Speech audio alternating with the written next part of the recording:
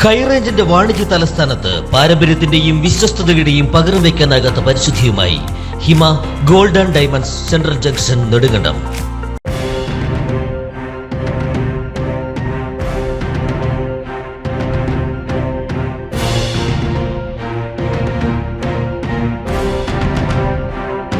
നെടുങ്കണ്ടത്ത് വിസ്മയമായി ഭീമൻ കൂൺ.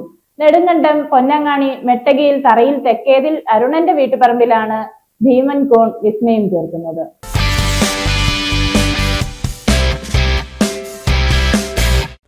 നെടുങ്കണ്ടത്തിനടുത്ത് പൊന്നാങ്കാണി മേട്ടകിൽ തറയിൽ തെക്കേതിൽ അരുണന്റെ വീട്ടുപറമ്പിലാണ് അരുണന്റെ ഭാര്യ സുഭദ്ര ഭീമാകാരനായ കൂൺ വളർന്നു നിൽക്കുന്നത് കണ്ടത്. ഏകദേശം 2.5 അടിയിലേറെ വിസ്തൃതിയിലാണ് കൂൺ പ്രത്യക്ഷപ്പെട്ടത്. സാധാരണ നമ്മുടെ നാട്ടിൽ കാണപ്പെടുന്ന കൂണിന്റെ ഇരട്ടിയിലധികമുള്ള ഏകദേശം 150-ലധികം കൂണുകൾ ഒന്നു ചേർന്നാണ് ഭീമൻ കൂൺ വിസ്മയം സൃഷ്ടിച്ചിരിക്കുന്നത്. ഒരു ഫോൺ വന്നു, അന്നേരം ഞാൻ ഇങ്ങോട്ട് കയറി വന്നാൽ താഴെ റേഞ്ച് ഇല്ലാത്തതുകൊണ്ട് അന്നേരം ഇതിവിടെ വന്ന് കണ്ടപ്പോഴാണ് ഇത് കണ്ടത്. പിന്നീട് ഞാൻ ഈ അടുത്തുള്ളവരെയൊക്കെ കാണിച്ചത് എന്നാന്ന് അറിയാൻ വേണ്ടി ഇങ്ങനെ കാണിച്ചത്. അവരൊക്കെ വന്നു പറഞ്ഞത് കൂണാ, കഴിക്കാവോ ഇല്ലെന്ന് അറിയത്തില്ല, അങ്ങനെ പറഞ്ഞു ഈ അടുത്തുള്ളവരൊക്കെ പറഞ്ഞു.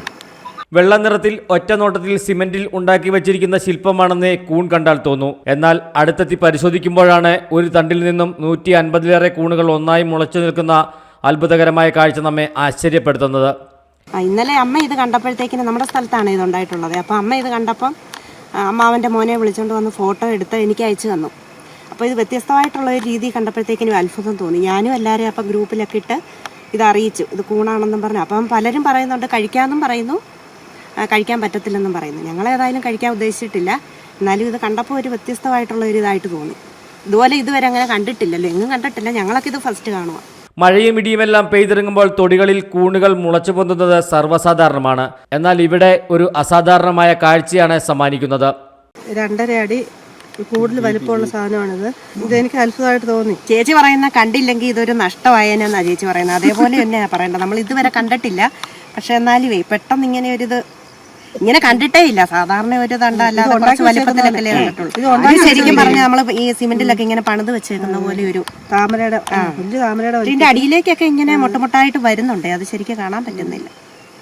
നമ്മുടെ നാട്ടിൽ കൃഷി ചെയ്യുന്ന പാൽക്കൂൺ വർഗത്തിൽപ്പെട്ട ഒരു കൂൺ ആണിതെന്നും പൊതുവെ ഹൈറേഞ്ച് കാലാവസ്ഥയിൽ മഴക്കാലത്തും മഴ പെയ്തു മാറുന്ന സമയത്തും ഇത് ഉണ്ടാകുമെന്നും കൂടുതലായും ഏലത്തോട്ടങ്ങളിലാണ് ഇവ കാണുന്നതെന്നും ഭക്ഷ്യയോഗ്യമാണോ എന്ന് ചോദിച്ചാൽ ഭക്ഷ്യയോഗ്യമാണ് എങ്കിൽ പോലും ആരും ഇത് ഉപയോഗിക്കാറില്ല എന്നും കൂൺ കൃഷിയിലെ സംസ്ഥാന അവാർഡ് ജേതാവും കൂൺ കർഷകനും ഗവേഷകനുമായ പിറവം സ്വദേശി ജിത്തു തോമസ് പറഞ്ഞു.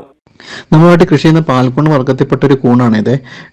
സത്യം പറഞ്ഞാൽ ഇത് എഡിബിൾ ആണോ എന്നുള്ള കാര്യത്തിൽ സംശയമുണ്ട്. ആരെങ്ങനെ കഴിച്ചു നോക്കാറില്ല. പക്ഷെ പൊതുവെ ഹൈ റേഞ്ച് കാലാവസ്ഥയിൽ മഴക്കാലവും മഴയങ്ങ് മാറുമ്പോഴൊക്കെ ഇത് ഉണ്ടാവാറുണ്ട്.